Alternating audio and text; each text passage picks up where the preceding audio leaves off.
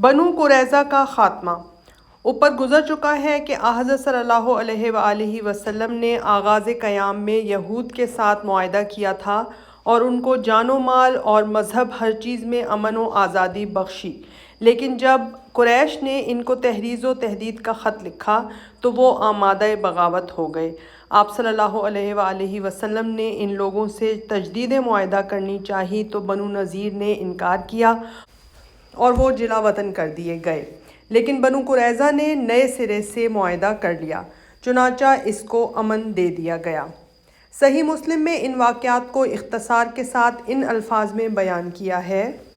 حضرت عبداللہ بن عمر رضی اللہ عنہما سے روایت ہے کہ بنو نذیر اور قریظہ کے یہود نے حضرت صلی اللہ علیہ وآلہ وسلم سے لڑائی کی تو آپ نے بنو نذیر کو جلا وطن کر دیا اور قریظہ کو رہنے دیا اور ان پر احسان کیا۔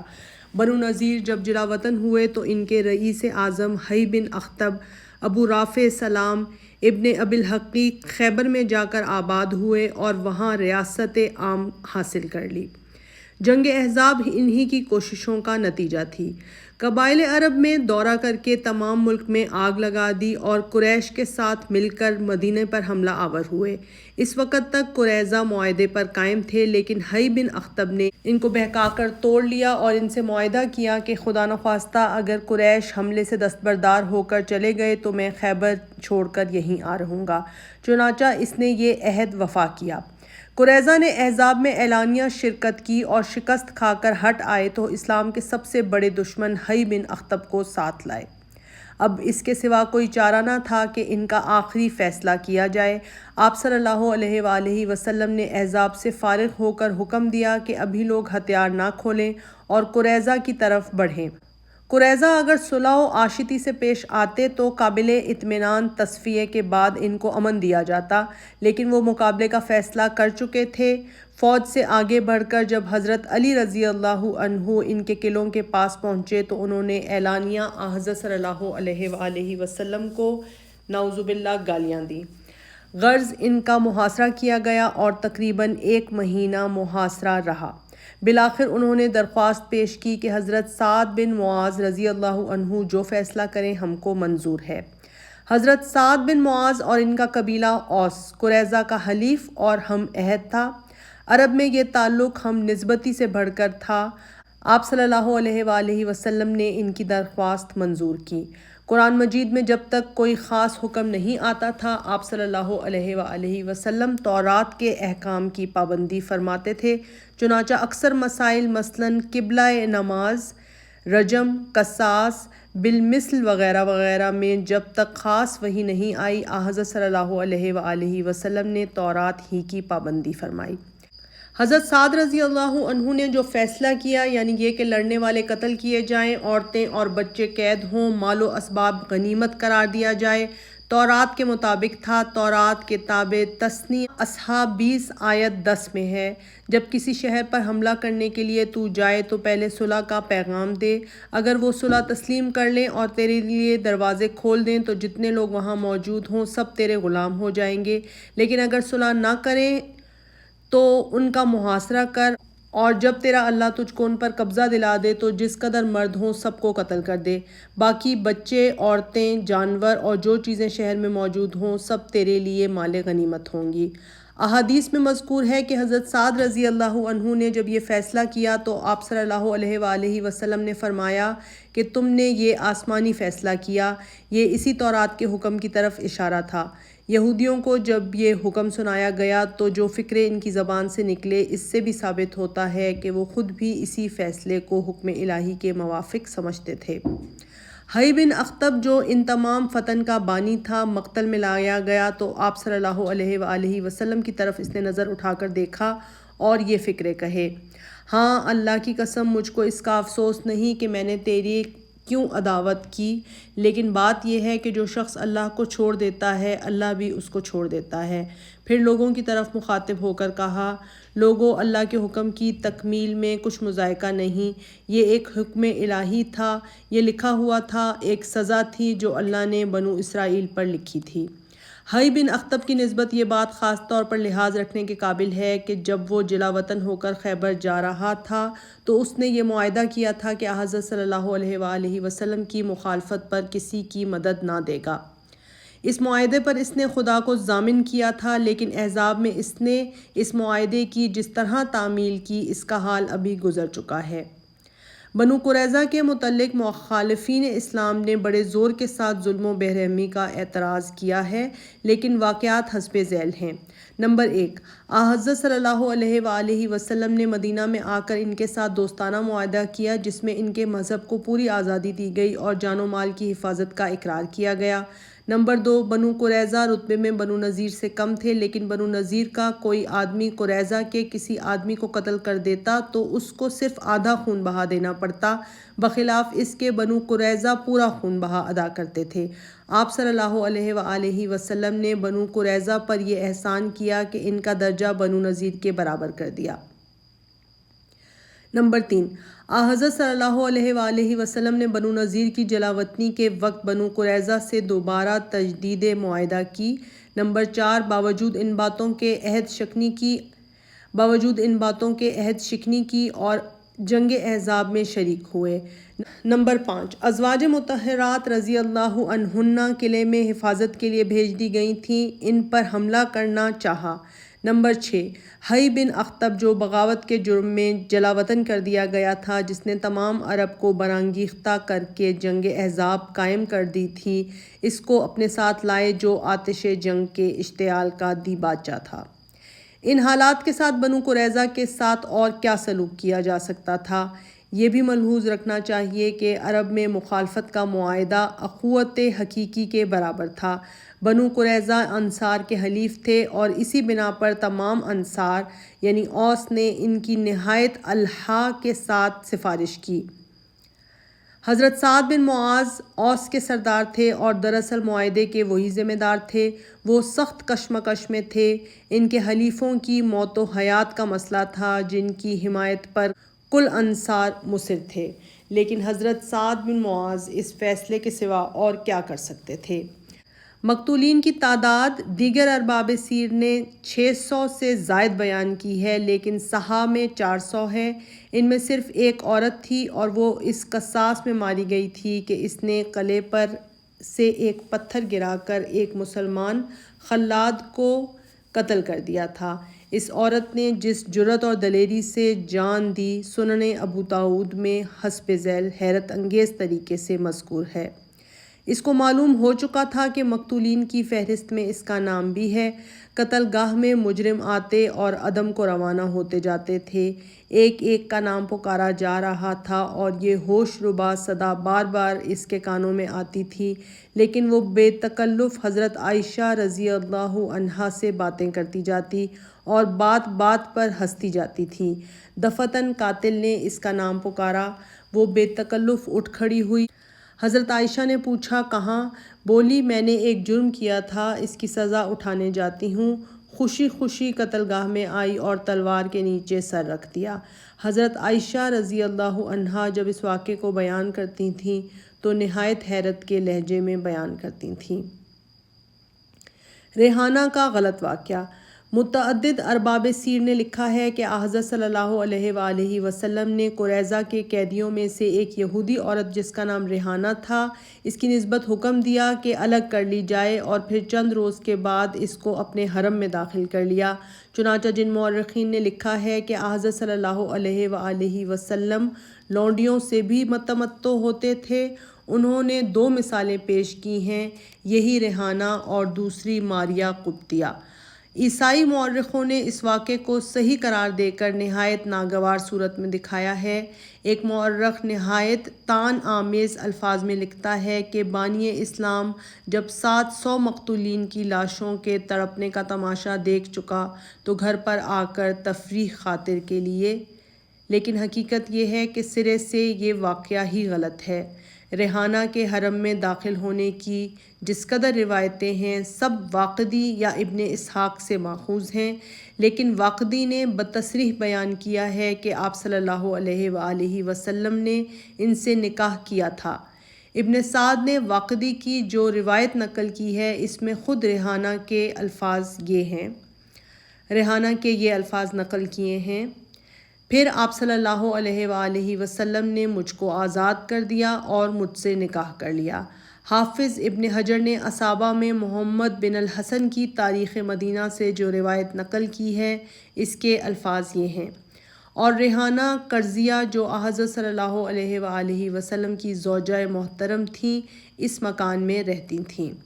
حافظ ابن مندہ کی کتاب طبقات الصحابہ تمام محدثین ما بعد کا ماخذ ہے۔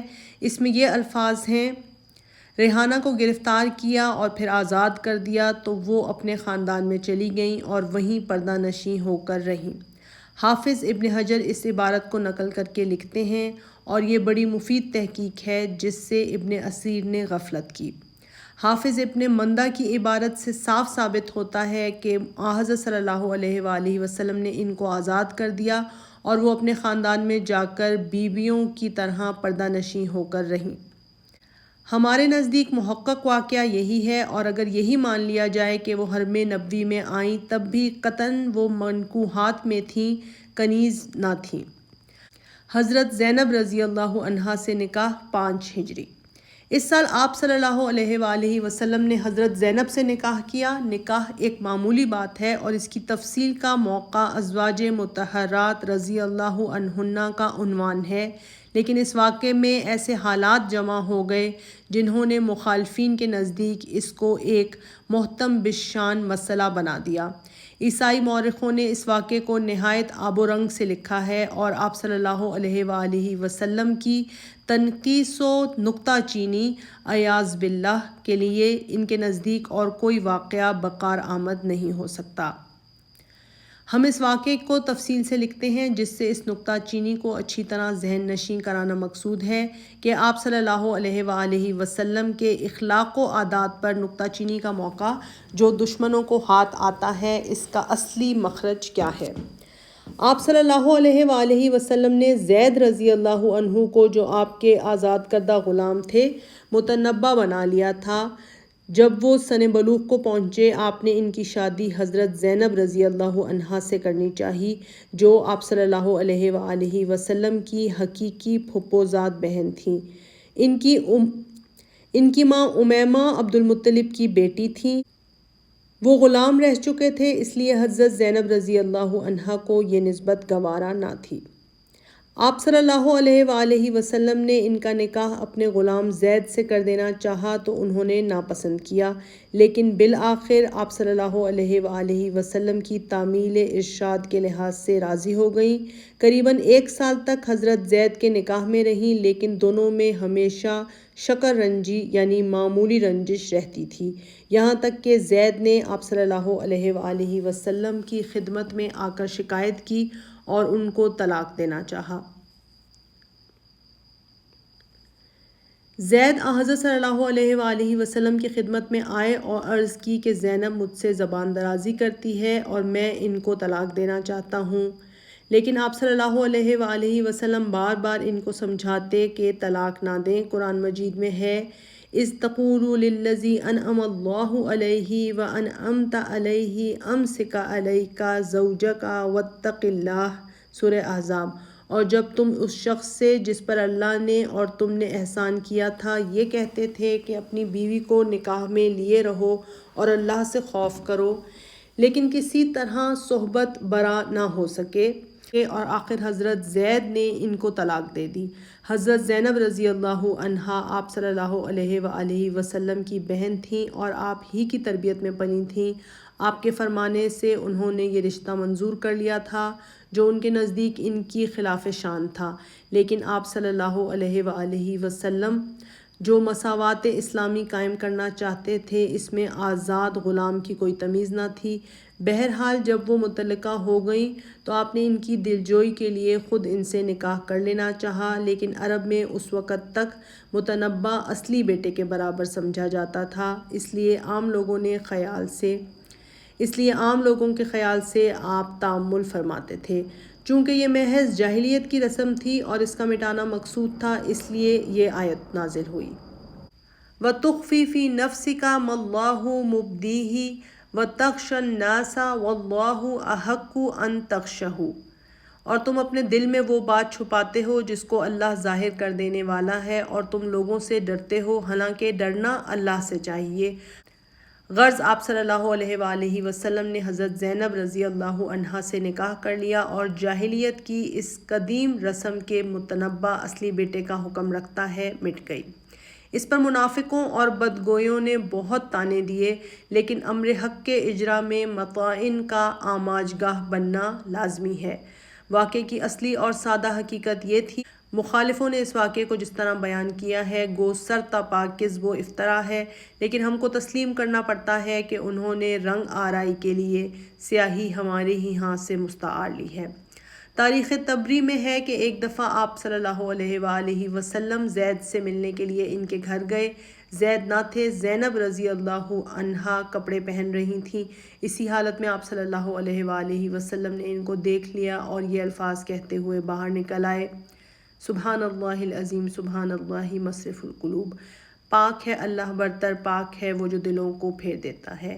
حضرت زید کو یہ حالات معلوم ہوئے تو انہوں نے آپ صلی اللہ علیہ وآلہ وسلم کی خدمت میں عرض کی کہ زینب اگر آپ کو پسند آئی گئی ہوں تو میں ان کو طلاق دے دوں۔ میں نے یہ بیہودہ روایت اپنے دل پر سخت جبر کر کے نقل کی ہے۔ نقل کفر، کفر نہ باشد، یہی روایت ہے جو عیسائی مورخوں کا مایۂ اسناد ہے، لیکن ان غریبوں کو یہ معلوم نہیں کہ اصول فن کے لحاظ سے یہ روایت کس پایے کی ہے۔ مورخ طبری نے یہ روایت واقدی کے ذریعے سے نقل کی ہے، جو مشہور کذاب اور دروغ گو ہے، اور جس کا مقصد اس قسم کی بیہودہ روایتوں سے تھا کہ عباسیوں کی عیاش پرستی کے لیے سند ہاتھ آئے۔ طبری کے علاوہ اور لوگوں نے بھی اس قسم کی بیہودہ روایتیں نقل کی ہیں، لیکن محدثین نے ان کو اس قابل نہیں سمجھا کہ ان سے تعرض کیا جائے۔ حافظ ابن حجر سخت روایت پرست ہیں، تاہم فتح الباری سورہ احزاب کی تفسیر میں جہاں اس واقعے کی بحث کی ہے لکھتے ہیں، اور بہت سی روایتیں آئی ہیں جن کو ابن ابی حاتم اور طبری نے روایت کیا ہے اور اکثر مفسرین نے ان کو نقل کر دیا ہے، ان روایتوں میں مشغول نہ ہونا چاہیے۔ حافظ ابن کثیر جو مشہور محدثین میں ہیں اپنی تفسیر میں لکھتے ہیں، ابن ابی حاتم اور ابن جریر نے اس موقع پر بعض اسلاف سے چند روایتیں نقل کی ہیں جن کو ہم اس لیے نظر انداز کر دینا چاہتے ہیں کہ وہ غلط ہیں، اور امام احمد نے بھی اس واقعے کے متعلق انس سے ایک روایت نقل کی ہے جو غریب ہے، ہم نے اس کا ذکر بھی چھوڑ دیا ہے۔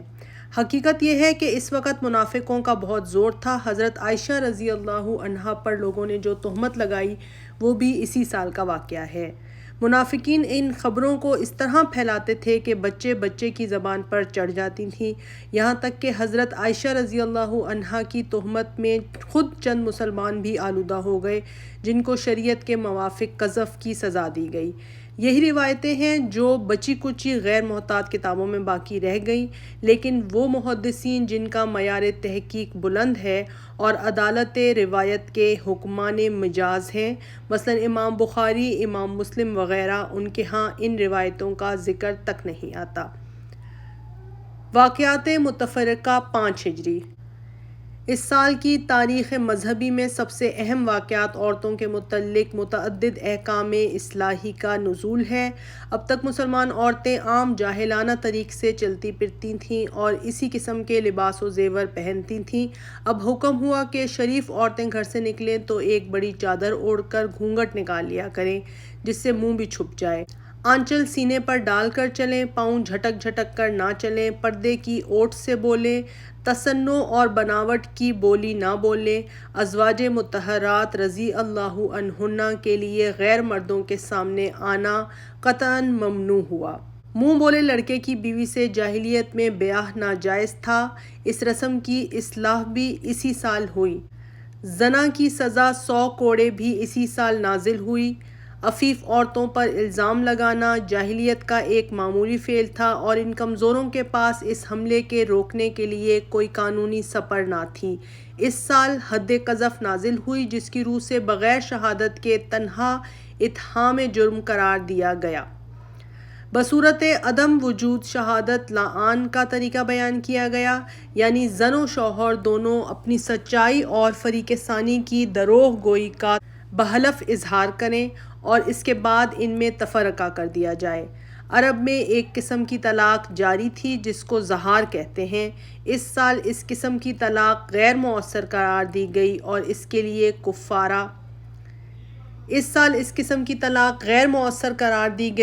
کے لیے کفارہ مقرر کیا گیا۔ پانی نہ ملنے کی حالت میں تیمم کی مشروعیت بھی اسی سال کا حکم ہے۔ بروایت صحیحہ نماز خوف کا حکم قرآن مجید میں اسی سال نازل ہوا، جس کی تفصیل مناسب موقع پر آئے گی۔